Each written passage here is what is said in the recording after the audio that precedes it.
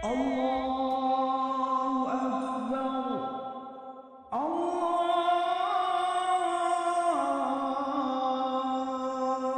Akbar. Utara Jawa menandai kejayaan agama Islam pertama kali di Pulau Jawa. Hal ini dapat kita lihat pada bangunan masjid yang berarsitekturkan Jawa. Juga bangunan yang senapas dengan kejayaan Islam pada waktu itu.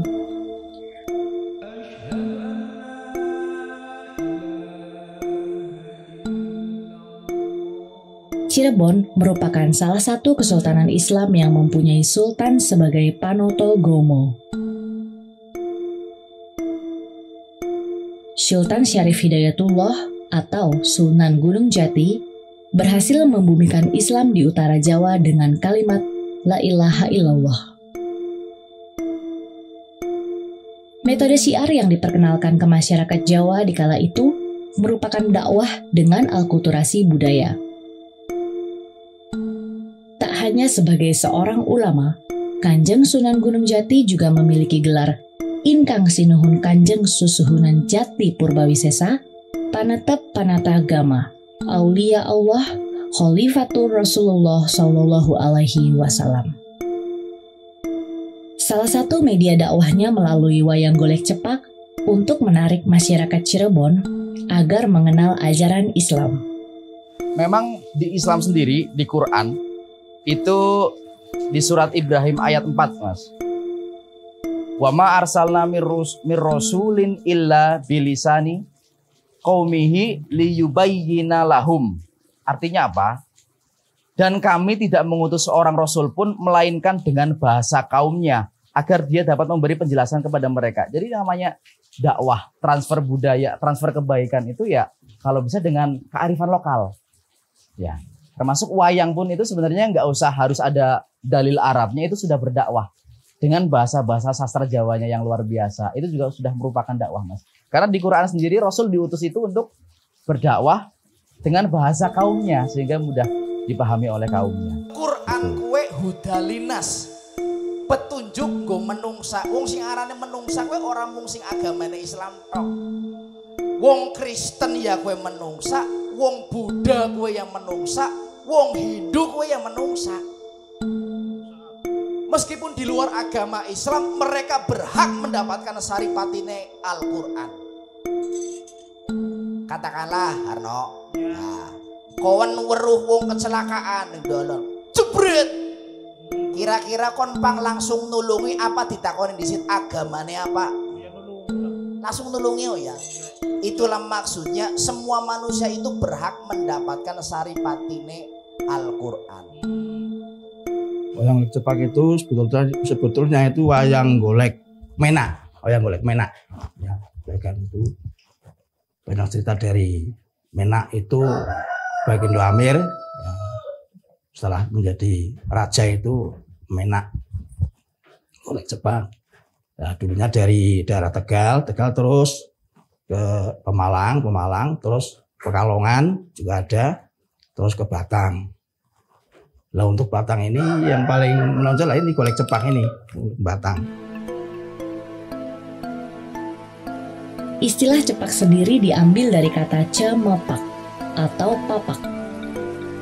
Papak sendiri adalah istilah untuk seorang mu'alaf yang telah dihitan.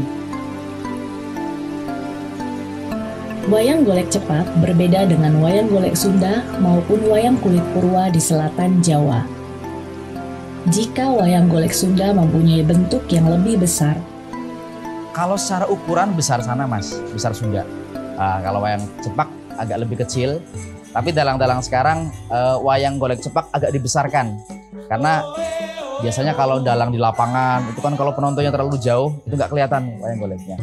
Bahkan Abah Antus itu melakukan revolusi, goleknya itu ukurannya sama kayak wayang golek Sunda. Sebetulnya yang dinamai wayang golek itu ya Sunda itu ada Garutkaca, ada Antasena, ada Arjuna itu. Kalau sini namanya golek cepak. Ceritanya cerita daerah, jadi seperti ketoprak itu. Biasanya cerita wahyu-wahyu mas, wahyu sumber rezeki, wahyu kanugrahan, wahyu sandang pangan, itu paling disukai masyarakat. Bahkan cerita menak pun sekarang jarang mas. Cerita-cerita yang dibawakan pada wayang golek cepak adalah cerita tentang keislaman atau Amir Hamzah. Cerita-cerita tentang babat dan carangan yang berisi cerita rakyat karangan dalam zaman dulu. Namun, kesemua cerita wayang golek ini merupakan cerita syiar Islam.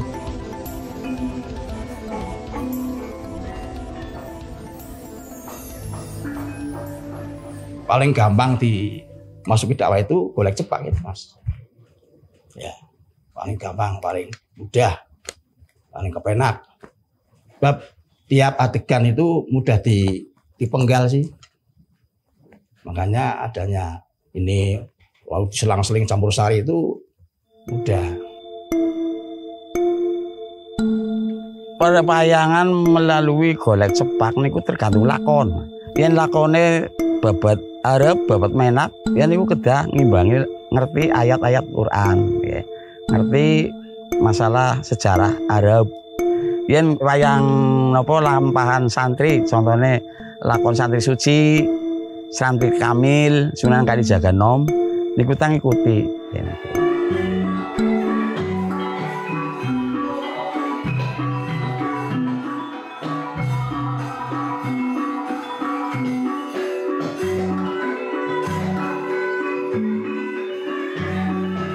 Nek Tegalan niku sing pun kula lampahi saben panggung niku jakblong. Nggih, jakblong niku kangge peperangan nggih. Napa bebas, mboten nunggu ketuk kempul gong mboten. Carane pepencak wayang golek niku angger Tegalan niku bebas. Mboten jurus, mboten napa jawae.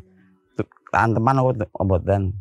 Terus asli niku angger Tegalan jakblong kok capek.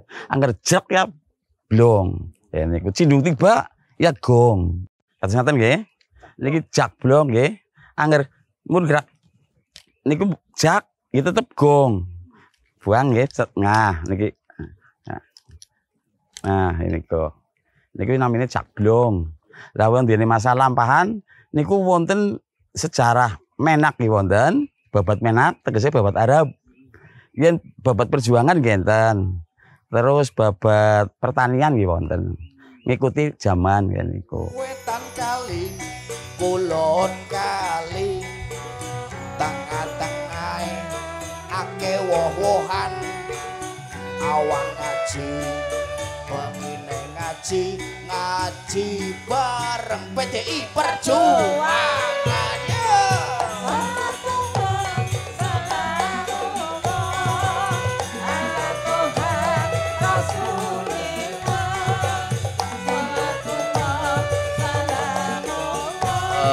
Wayang golek cepak terutama gagrak Tegalan sendiri punya ciri khas sendiri mas ketimbang wayang golek lainnya.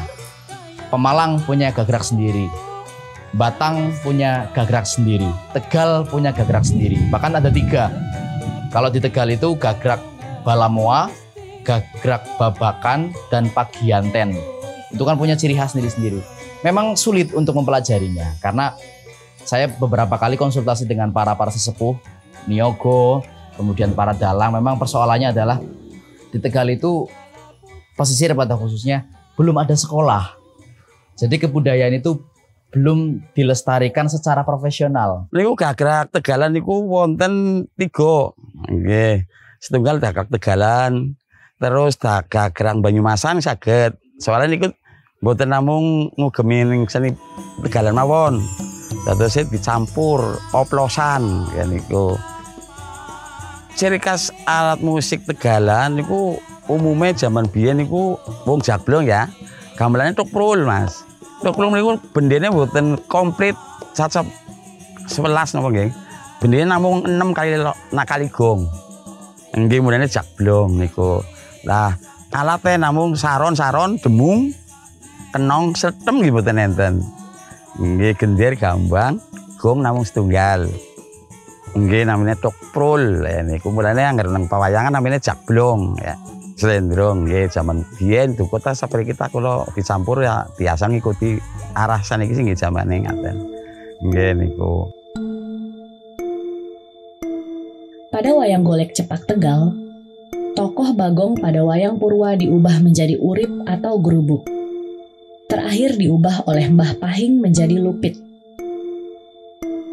Lupit digambarkan sebagai karakter pemimpin yang cerdas, tegas, dan berwibawa.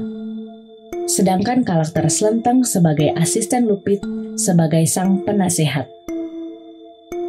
Silaturahmi antar umat berbangsa bertanah air di negeri Indonesia namanya Pancasila.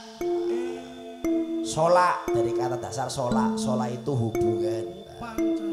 Pancasila. Kamu tahu apa tidak Slenteng? Pripun Kang? Ternyata yang namanya Bhinneka Tunggal Ika itu ada di dalam Al-Quran. Kalau daerah Bandung namanya Cepot, daerah Tegal, Lupit, Slenteng, daerah Pekalongan itu sama sini. Satu Canus, namanya Canus. Canus itu Punokawan. Kalau di Cirebon sama di Indramayu itu yang Lamsijan itu. Yen babat Arab niku sanes namine Lupit niki. Niki namine Lul Balul. Nggih, angger babat Majapahit niki namine Naya Genggong. Niku. Kakang Canus kahanan kaya ngene iki kudune kepriye? Jenengan ing atas sing satriya kudu bisa maring tulodo sing apik tumraping kawula muda, ngene contoh sing bagus, contoh sing apik. Satriya aja wedi karo pakaryan najan to ya abot sanggane sing penting bela negara, bela bangsa, bela agama. Wis bab ki Ponokawan, pono kuwi pinter, kawan ki kanca.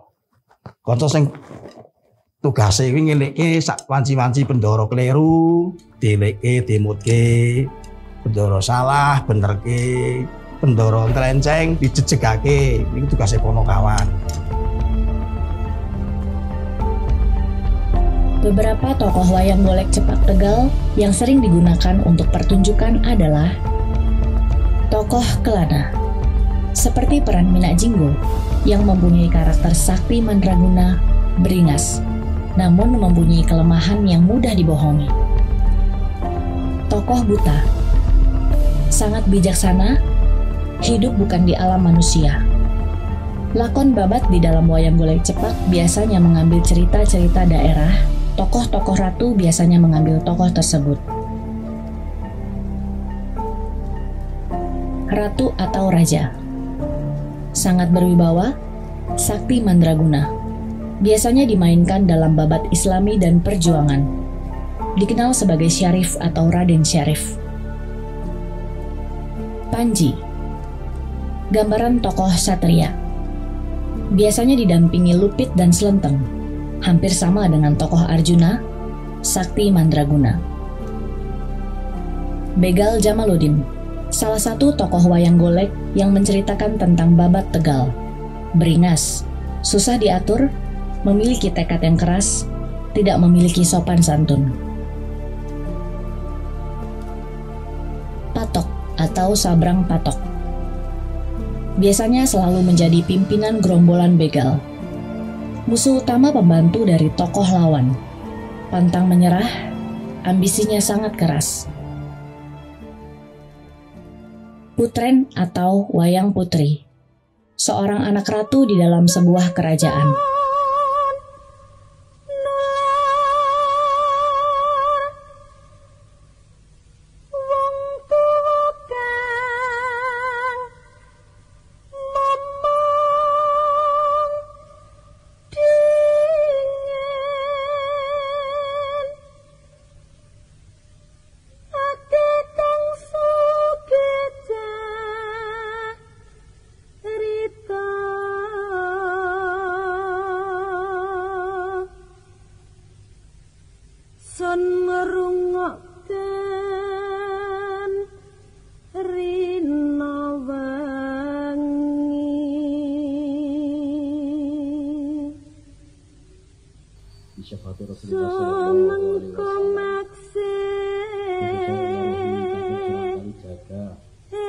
Sebelum dilakukannya pertunjukan, biasanya sang dalang memanjatkan doa untuk para leluhur yang disertai sholawat untuk Rasulullah Shallallahu Alaihi Wasallam agar acara dapat berjalan dengan lancar. Al-Fatihah.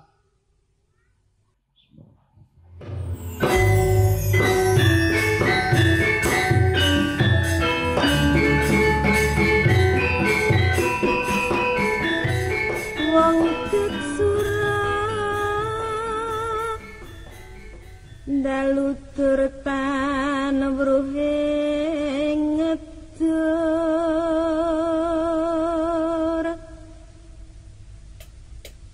aja sira pedak-pedak.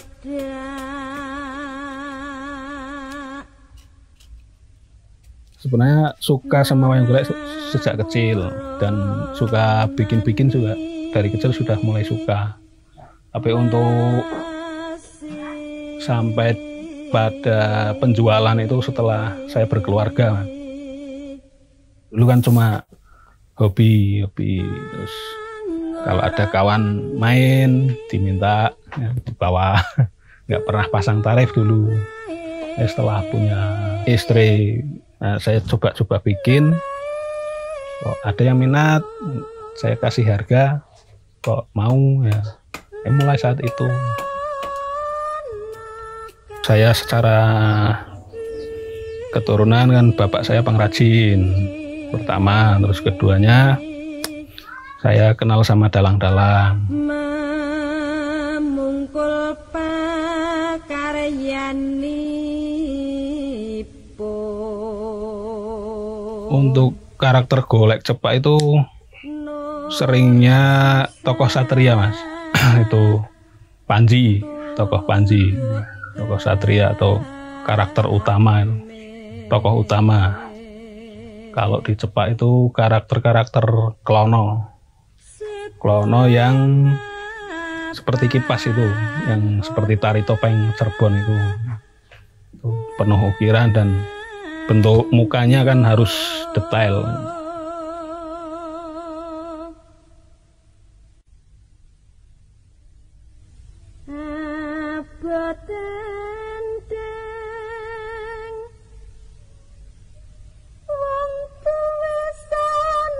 Dulu pernah sampai 20 karakter sebulan pernah.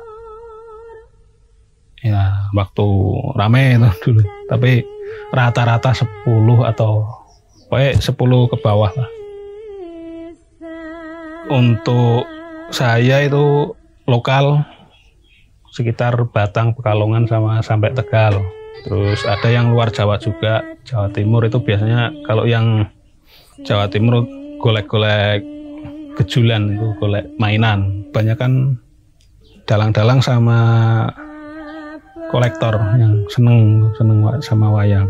Untuk dari dinas atau dari sekolahan belum ada.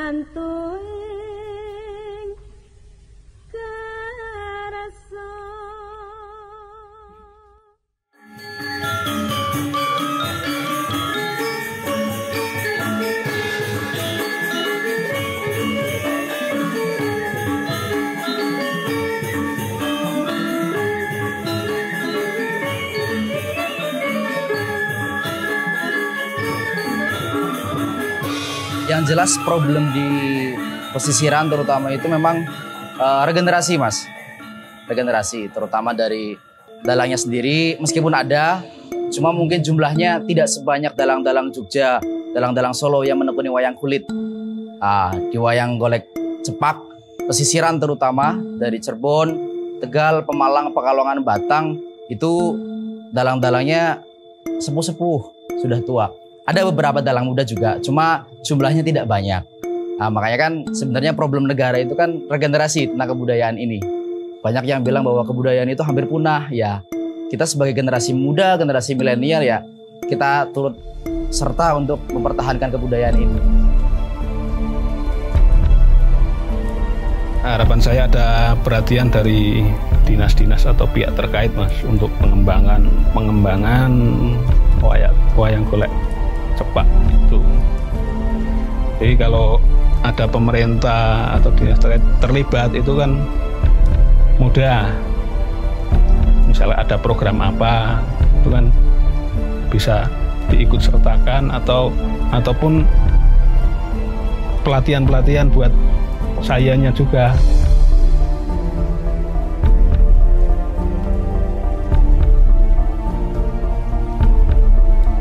Alhamdulillah niki golek cepat, mugi-mugi tetep laras lurus lancar. Senimane sing sabar, sing tabah, sing ulet, aja kalah kreatif karo kesenian sing luar negeri kayak ini. Sing tak jaluk muga-muga tetep sing tabah.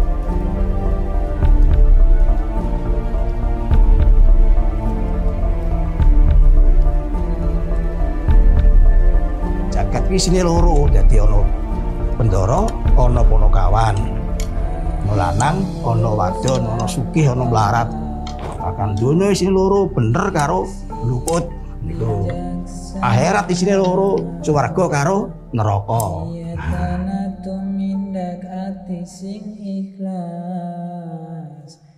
Islam mampu diterima di tanah Jawa tanpa harus merusak kearifan budaya Jawa yang kekeluargaan, gotong royong, toleransi, dan saling menghormati.